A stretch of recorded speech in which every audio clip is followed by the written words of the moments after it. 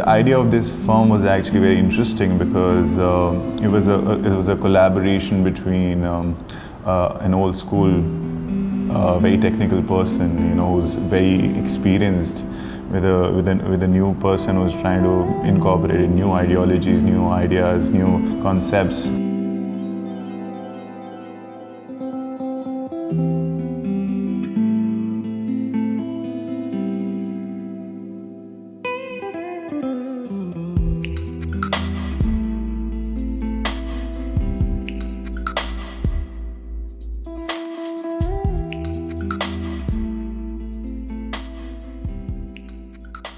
Hi, I'm Sanchit Arora. I'm the studio head architect at Fenesta Architecture Design Interior Studio.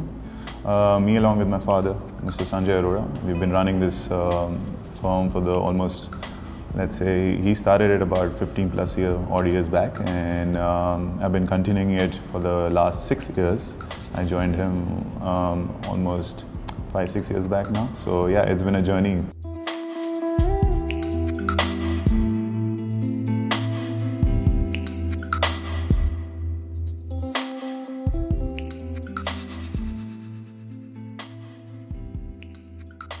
So this house is actually situated in this place called Haldwani. Haldwani happens to be in the foothills of Uttarakhand. So basically, these are the Kumaon ranges that you have, and there are these forested areas that you have along with the thing, and there seems to be a sort of a water range also that goes through it.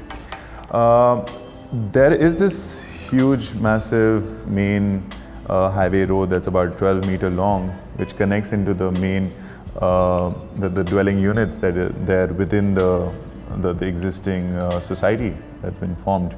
So the units have been placed at an angle to the water body that goes through the site.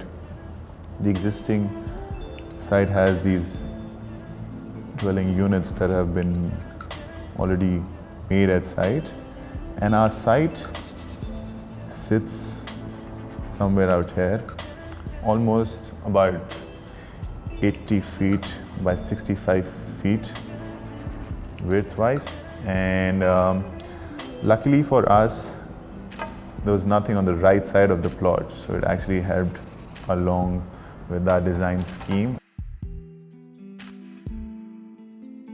So, taking the basic principles of Vastu, obviously the entrance had to be east facing, as Vastu tells us apart. So the entrance was actually collaborated along the east side. Your southwest was a place where we always keep the master. Luckily for us, there are no such foundations or bylaws out there to leave some gap or spaces from the boundaries. So we actually took it as per our requirement instead of taking as per the bylaws. So this was where the master room, the master bedrooms on both the levels. There is including the son's room on the top, that was also coming on this top. The daughter and the guest room came in the northwest quadrant.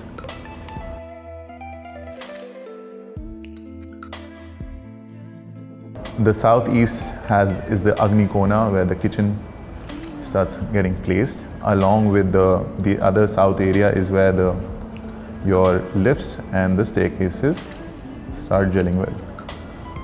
So this is where we kept our main basic service area. We kept the north very light as per Vastu in terms of the height as well. So we actually gave in, these courtyards that would gel well into the space, along with helping the light come into the main Brahmasthan. That was the living and the dining space. While we entered from the east, there was a double height space that we had provided to kind of as a relief zone while entering into the space that was into the huge sort of a living and a dining space in the middle. Because as per the Vastu, in terms of the Brahmasthan area, you can't build anything in terms of having a mass. So we had to keep it simple, straightforward. So we tried collaborating a living and a dining space from the two bedrooms that were coming in out here.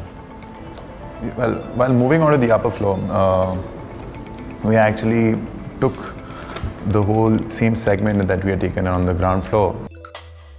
So we took this as an informal sort of a living area connecting to the gymnasium or the recreational, as I would say it, space out here. While we were having this interesting courtyard concept, we try to create a nice open courtyard out here.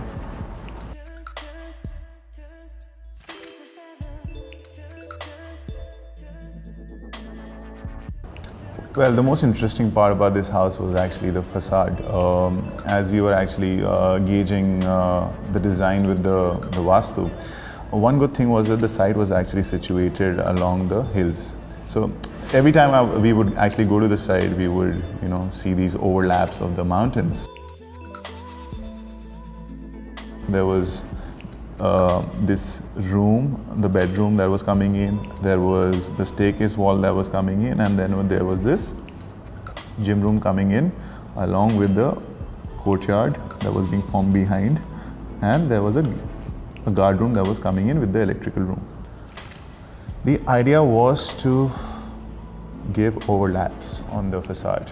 By overlaps, I mean these structural elements that we call in India as pardi systems, where the beams would actually get cantilevered from the main structure. It was a south-facing facade. Hence, there's a lot of sun that would enter into the space throughout the year. So, to penetrate or to make the intensity of the sun a little, lessen it, we actually came up with the concept of kind of louvering this facade. So once you see the facade, it was actually a very interesting facade of 3 overlaps actually gathering pace over each other, and another overlap that would come over it to kind of help conceal all the tanks that were behind it, to be really honest. So you had this lower system on the top, then you had these cavity areas. So the balconies would actually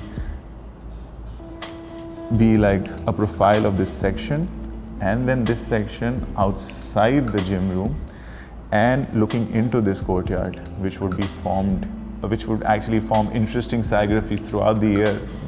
We gave another sort of an opening out here to kind of see through the whole facade, and then came another area of open huge windows. So the house actually was framed along with the internal courtyards or the internal balconies with these scenographies playing throughout the day on the seasons, and that would actually create a meditative effect on the client's mind. So again, the idea was simple, yet pleasing to the client as well as overhauling the people passing through it.